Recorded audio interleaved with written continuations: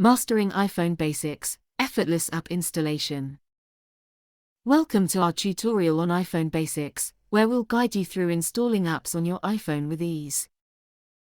Starting off, ensure your iPhone is powered on and you're connected to a Wi-Fi network to avoid data charges. Next, locate the App Store icon on your home screen. It's a blue app with a capital A made of pencils. Once you're in the App Store, you can browse or search for the app you wish to install using the search option in the bottom right corner. After finding your app, tap on it to see more details. Look for the Get button if it's free or the price.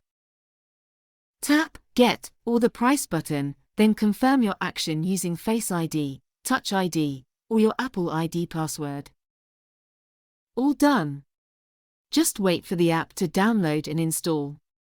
You'll find it on your home screen, ready to use.